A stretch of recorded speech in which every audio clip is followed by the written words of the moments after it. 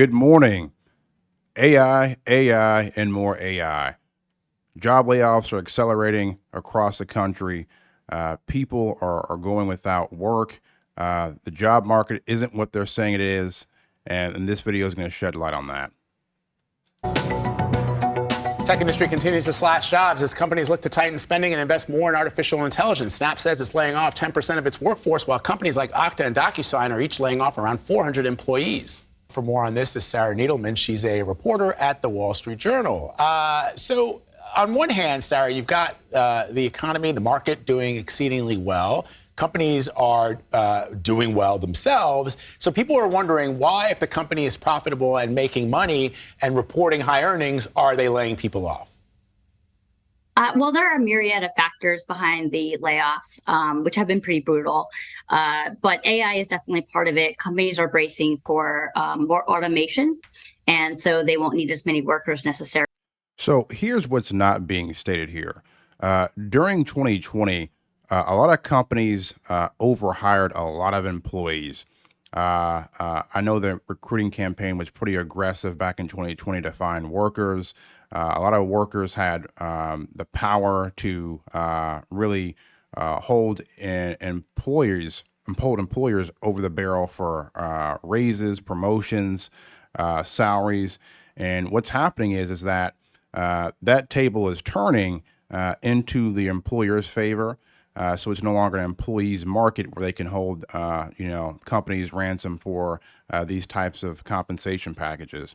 Also, another thing that is not being mentioned here is that when an individual is living in another state or county, such as California or New York or Chicago, the compensation for that individual is 3 times to 4 times as much as it would cost in the long term to replace them with a robot or AI. So automation is definitely here to stay, and it's going to be important to understand how to deal with that and how to make yourself marketable in this environment. And still trying to figure that out, but they're bracing for that.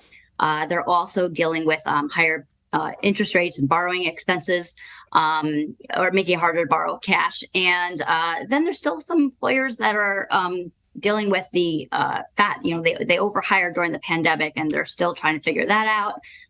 You have companies that maybe a deal didn't go through, or they did an acquisition, which is a common reason. You have duplication. So there are a number of factors, but mostly it is the belt tightening that you mentioned.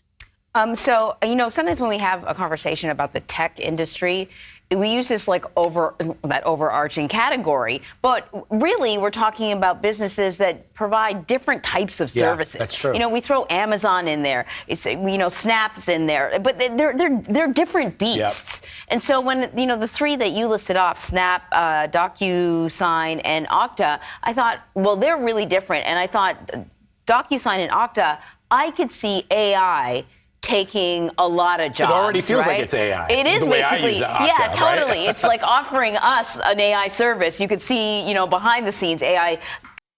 So once again, stop looking at the market because the market isn't real in 2024.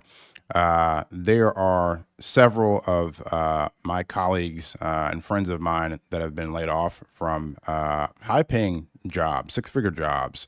And it's happening more prevalent within the white-collar professions. And again, it's going to be extremely difficult to replace those jobs. So again, they keep referring to the market. Well, the market is basically fool's gold at this point. So, you'll see, companies shed, 20,000 employees and the market goes through the roof, right? There is some interesting things that are going on with the numbers right now because I believe it's an election year, and this is why this is happening. But again, the way the government calculates or quantifies layoffs and unemployment is also skewed as well.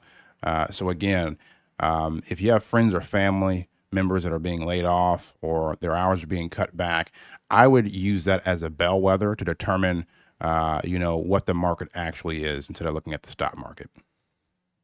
Kind of stepping in, maybe not Snap necessarily because it's social media, there's a lot of talk about the management of social media and the content, and maybe you need more actual human eyeballs. So anyways, my question to you is, I want to get your take on how we talk about tech layoffs, and if we're really if we're talking about the tech industry or just certain companies.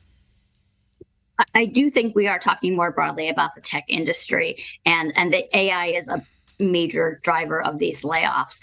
But again, it's also these other different factors that make some layoffs a little bit different than others. But the companies have talked about trying to be leaner and more efficient, and that's AI is part of that because of the automation aspect.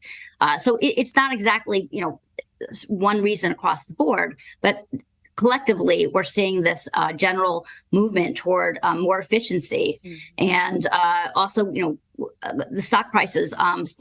Analysts have outlooks, and companies want to meet those outlooks, and sometimes they have to. When they do layoffs, that helps improve the stock price. So there are a lot of different things that are going on that account for what's happening. Right.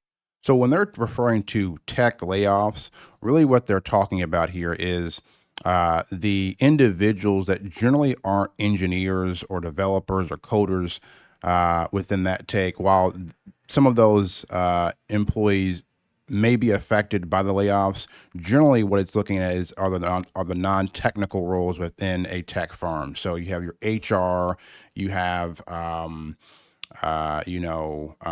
other roles within the organization that don't actually pertain to the technical side or the key business aspects of the organization. So if you have, Snapchat, right?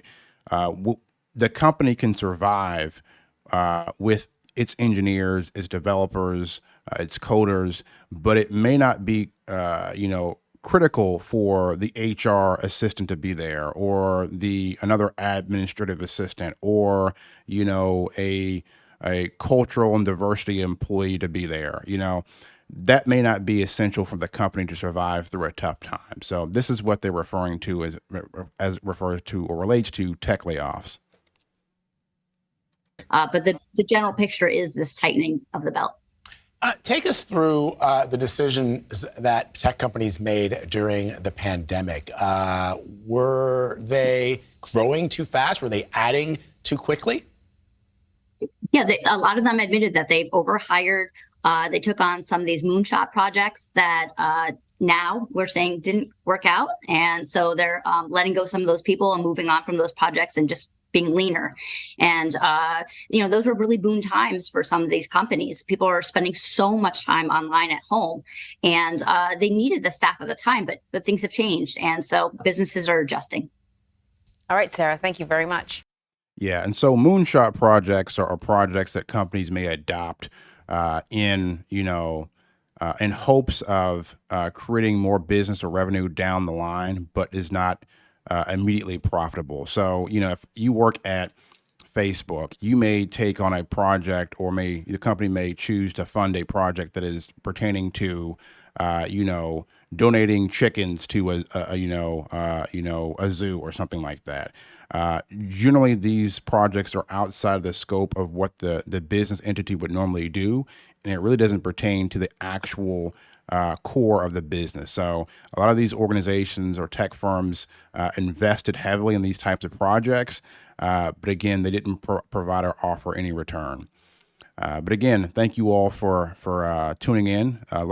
Like and subscribe, and I'll see you soon. Thanks.